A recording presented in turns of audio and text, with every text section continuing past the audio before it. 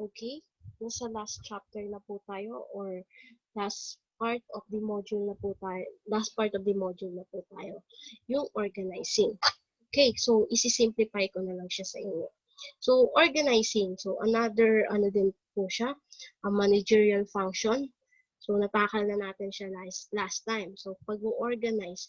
So, dito, main focus nito is yung uh, paano mo in-organize yung mga employees mo. Okay?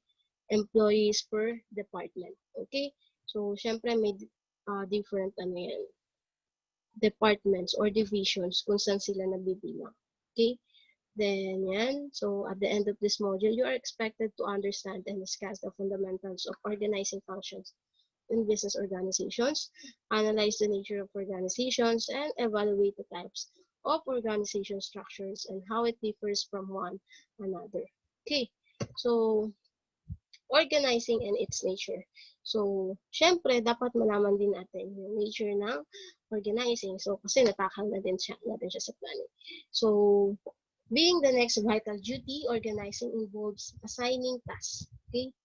Assigning tasks, grouping tasks into departments, delegating authority, and allocating resources across the organization.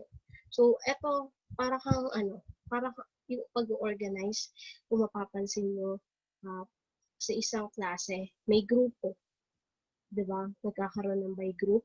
So, syempre, each member mag-a-assign ka ng task sa kanila. So, grouping tasks into departments, so delegating authority, so yung leader natin, so sino yung lalagay nila leader, so parang ganito siya. Okay? Kaya minsan, malaki din yung factor kung bakit kailangan by group. Kasi kailangan din natin siya pagdating sa ating trabaho. Okay?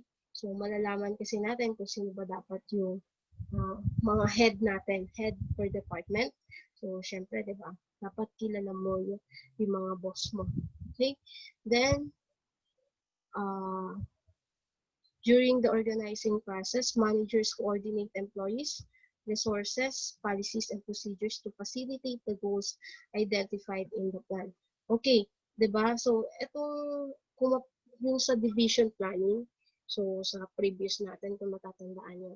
So, under siya dito sa organizing. So, kailangan alam ng mga empleyado mo kung ano yung gusto mo and yung plan mo for the sake of the business, 'di ba?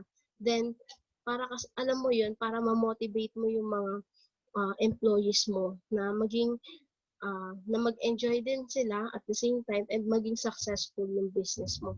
Okay? So, nature of organizing are as follows.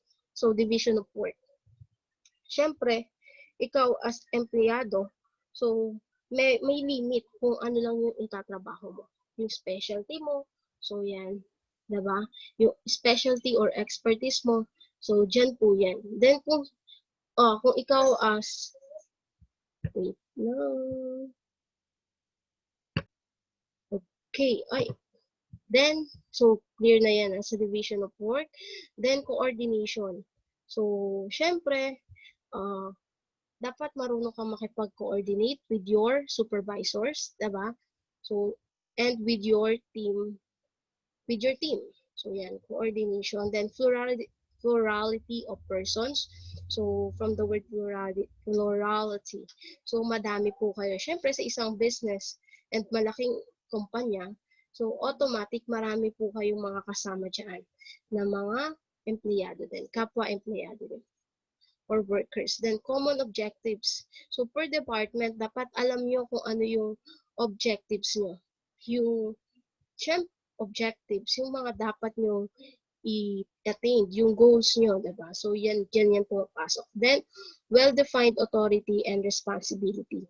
Okay, so once ikaw naging empleyado ka ng isang prestigious company, so authorized ka, okay?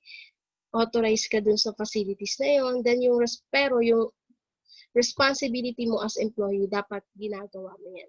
Okay, so bago ka naman i-hire, diba? So dinidiscuss na sa'yo yan. Then organizing is a structure of relationship. Okay?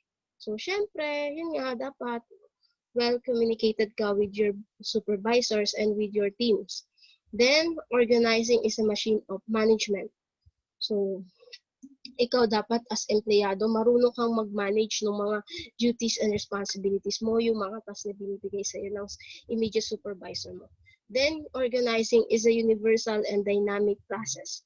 So, aware tayo dyan, guys, na when pagdating sa organizing, pinaka malaking apekto nito is yung formation ng business.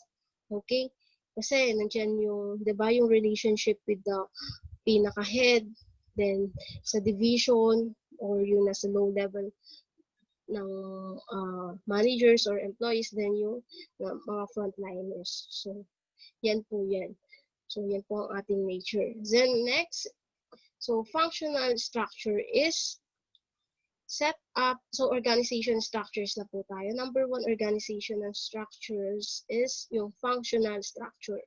So, it's a setup so that each portion of the organization is grouped according to its purpose or by areas of specialty. Diba?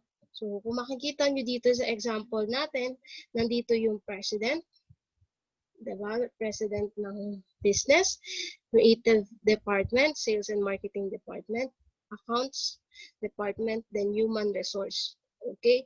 So, ayan po, functional. So, by team po yan. So, 1, 2, 3, 4, parang, di ba, meron kang 4 na team, di ba, na i-organize. Okay? So, yan po yung best illustration yan. Okay? Then, yung reporting, di ba, per department. So, yung reporting, so, reporting mo sa mga tasks mo, sa duties mo, dyan, sa mga immediate supervisor or managers niya. So, okay po. So, sinisimplify ko lang po, ha. Then, under divisional structure. So, this is common among large companies with many business units. With this structure, each organizational function has its own division. Okay? So, yan po yan.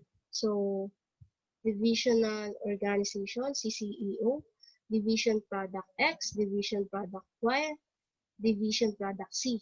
So etong divisional structure, so may different divisions. So X, Y, and C, pero same ng manpower na R&D, marketing, and finance. So kung mapapansin nyo, di ba?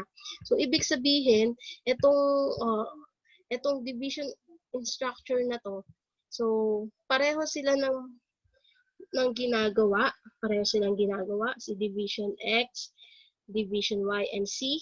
Pero iba-iba sila ng kanilang workers. Okay? Ng R&D, marketing, finance. So, yan po. Okay? So, kumbaga,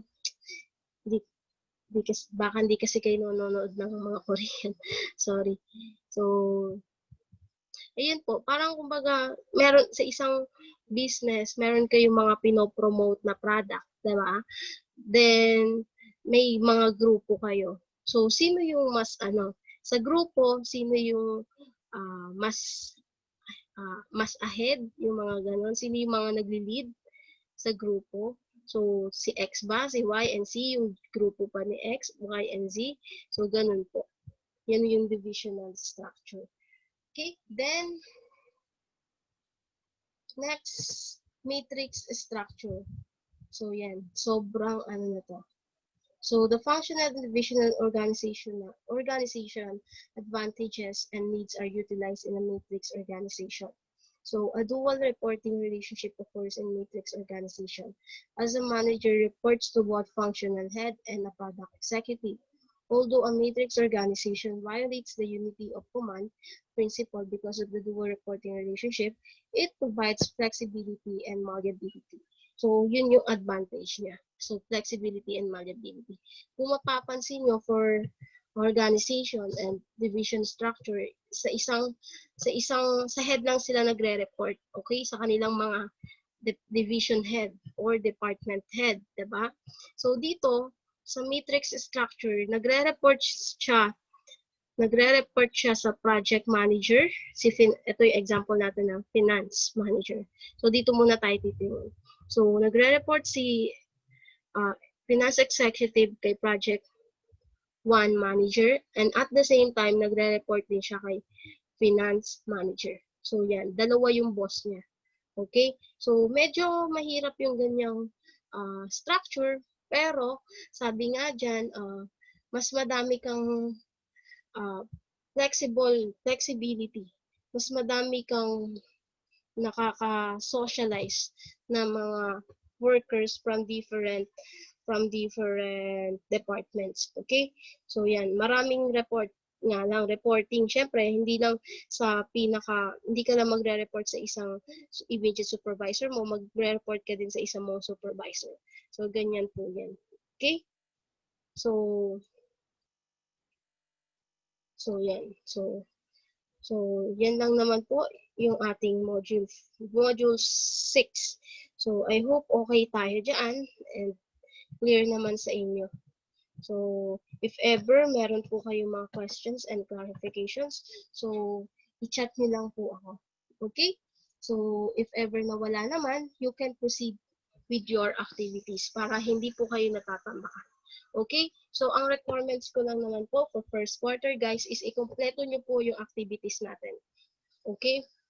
Activities from different modules, from module 1 to 6. So, i-compile nyo lang po yan. So, yan po ang aking requirements. Then, magkakaroon po tayo ng virtual recitation. And it will be recorded. Okay?